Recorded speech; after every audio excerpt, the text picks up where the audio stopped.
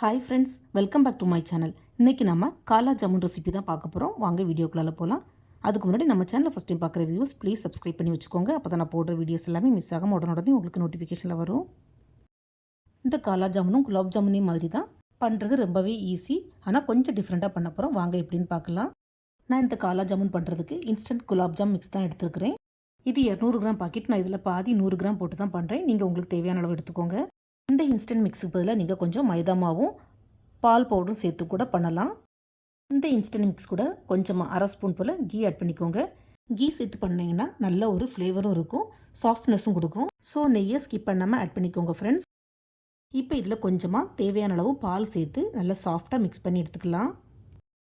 நிறைய பேர் பார்த்திங்கன்னா குலோப் ஜாமுன் மிக்ஸுக்கு தண்ணி ஊற்றி பிசைஞ்சு எடுப்பாங்க. பட் அதுக்கு பதிலாக பால் ஊற்றி மிக்ஸ் பண்ணி எடுத்திங்கன்னா ரொம்பவே செம்ம சாஃப்டாக இருக்கும். நீங்கள் இது வரைக்கும் ட்ரை பண்ணது இல்லைன்னா கண்டிப்பாக ட்ரை பண்ணி பாருங்கள் ஃப்ரெண்ட்ஸ். நம்ம பிசைகிற மாவு ரொம்ப கெட்டியாக இல்லாமல் கொஞ்சம் தளர்த்தியாக இருந்தால் தான் உருட்டும் போது ஷேப்பும் நமக்கு கரெக்டாக வரும், கிராக்கும் உள்ளது. அதே மாதிரி எண்ணெயில் போடும்போதும் சுத்தமாக வெடிக்கவும் செய்யாது. ஸோ அதை மட்டும் கொஞ்சம் கவனமாக பார்த்து பண்ணிக்கோங்க ஃப்ரெண்ட்ஸ். இந்த மாதிரி சின்ன சின்ன டிப்ஸை ஃபாலோ பண்ணாலே நமக்கு குலோப் ஜாமுன், காலா ஜாமுன் கிராக் எதுவும் இல்லாமல் சூப்பராக ரவுண்டாக ஷேப்பாக கிடைக்கும். இப்போ மாவை நல்லா சாஃப்டாக பிசைஞ்சு எடுத்தாச்சு. இதில் ஒரு சின்ன எலுமிச்சம்பழம் அளவுக்கு மாவை தனியாக நான் எடுத்து வச்சுருக்கிறேன். ஏன்னா இதில் கலர் மிக்சிங் பண்ண போகிறேன். இந்த ஃபுட் கலர் வச்சு தான் நம்ம இன்றைக்கி காலா ஜாமுன் பண்ண போகிறோம். ஸோ எந்த கலர் இருந்தாலும் நீங்கள் யூஸ் பண்ணிக்கலாம். நான் கொஞ்சமாக க்ரீன் கலர் ஆட் பண்ணியிருக்கிறேன். நம்ம எந்த ஃபுட் கலர் சேர்க்குறோமோ அந்த கலரை சேர்த்து கட்டி எதுவும் இல்லாமல் நல்லா மிக்ஸ் பண்ணி எடுத்துக்கணும்.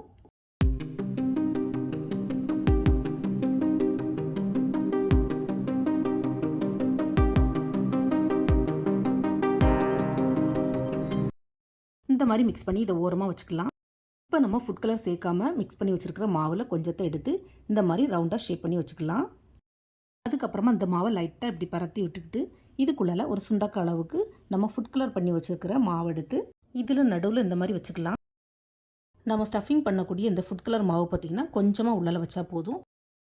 உள்ள ஸ்டஃபிங் பண்ணக்கூடிய பால் நம்ம பெருசாக எடுத்துட்டோன்னா இதை க்ளோஸ் பண்ணுறதுக்கும் ரொம்பவே கஷ்டம். அதே நேரம் வேகிறதுக்கும் டைம் ஆகும். அப்புறம் நல்லா வேகாது, உள்ள மாவு மாதிரி இருக்கும். ஸோ அதை மட்டும் கொஞ்சம் கவனமாக பார்த்து பண்ணிக்கோங்க ஃப்ரெண்ட்ஸ். ஸ்டஃபிங்கை உள்ளே வச்சதுக்கப்புறமா ஸ்டஃபிங் வெளியே தெரியாத அளவுக்கு இந்த மாதிரி சிலிண்டர் ஷேப்பில் நம்ம உருட்டி எடுத்துக்கணும். ஃப்ரெண்ட்ஸ், உள்ளோட ஸ்டஃபிங் பார்த்திங்கன்னா ஜஸ்ட்டு கலருக்கு மட்டும்தான். ஸோ எந்த அளவுக்கு சின்னதாக பண்ண முடியுமோ அந்த அளவுக்கு சின்னதாக உருட்டி வச்சுக்கோங்க ஃப்ரெண்ட்ஸ். அதே மாதிரி நம்ம பிசைஞ்ச மாவு நல்லா சாஃப்டாக இருந்தால் தான் உருட்டும் போது இந்த மாதிரி கிராக் எதுவும் இல்லாமல் சூப்பராக வரும். இந்த காலா ஜாமுனும் குலாப் ஜாமுன் மாதிரியே தான், ஆனால் குலாப் ஜாமுனை விட ரொம்பவே டேஸ்ட்டாக சாஃப்டாக இருக்கும். இதே மாதிரி எல்லாத்தையும் சிலிண்டர் ஷேப்பில் உருட்டி எடுத்துக்கலாம். நார்த்தில் பார்த்திங்கன்னா இந்த காலா ஜாமுனுக்கு ரொம்பவே கிராக்கி எல்லா ஸ்வீட் ஸ்டால்லையும் கண்டிப்பாக இருக்கும். ஆனால் சைஸ் மட்டும் கொஞ்சம் சின்னதாக பெருசாக வேரியேஷன் ஆகும். நீங்களும் அதே மாதிரி உங்கள் தேவைக்கு தக்கன சின்னதாகவோ பெருசாகவோ போட்டு எடுத்துக்கோங்க ஃப்ரெண்ட்ஸ். இப்போ எல்லாத்தையும் உருட்டி எடுத்தாச்சு. இதை இப்போ நம்ம எண்ணெயில் போட்டு பொரிச்சு எடுக்கணும். ஸோ கடாயில் கொஞ்சமாக எண்ணெய் ஊற்றிக்கலாம். ஃபஸ்ட்டு போடும்போது ஃப்ளேமை லோ டு மீடியமில் வச்சுக்கோங்க. அதுக்கப்புறமா கொஞ்சம் வெந்ததுக்கப்புறம் நம்ம திருப்பி போட்டதுக்கப்புறமா மீடியம் டு ஹையில் வச்சு பண்ணிக்கோங்க. இந்த காலா ஜாமுனை நம்ம பொரிக்கும் போது குலாப் ஜாமுன் மாதிரி இல்லாமல் கொஞ்சம் ஒரு ஸ்டேஜ், அதாவது கொஞ்சம் டார்க்காக தான் பொரிச்சு எடுக்கணும். ஏன்னா பேரை பார்த்தாலே உங்களுக்கு கண்டிப்பாக தெரிஞ்சிருக்கும்.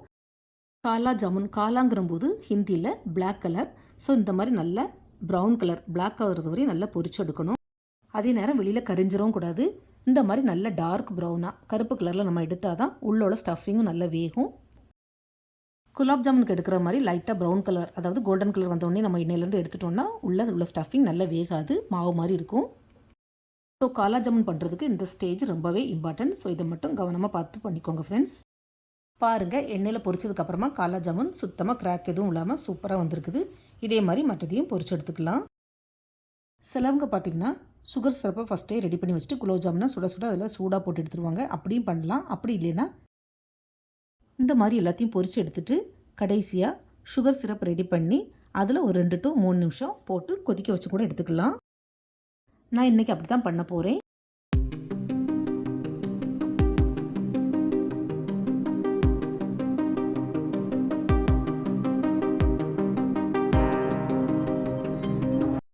இப்போ அவ்வளோத்தையும் பொரித்து எடுத்தாச்சு.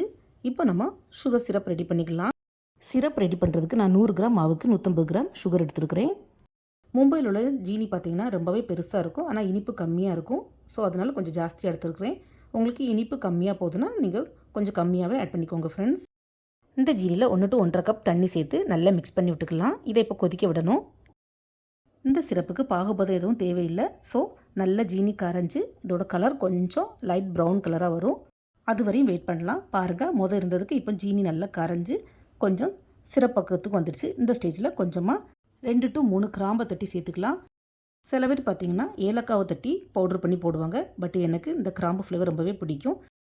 ஸோ நான் ஏலக்காவை ஸ்கிப் பண்ணிவிட்டு கிராம்பு தான் தட்டி போடுவேன். நீங்களும் கிராம்பு தட்டி போட்டு பாருங்கள், ஃப்ளேவர் செம்மையாக இருக்கும். கிராம்பை சேர்த்து லைட்டாக மிக்ஸ் பண்ணி விட்டதுக்கப்புறமா நம்ம பொரிச்சு வச்சுருந்த ஜாமுனை சேர்த்து நல்லா மிக்ஸ் பண்ணி விட்டுக்கலாம்.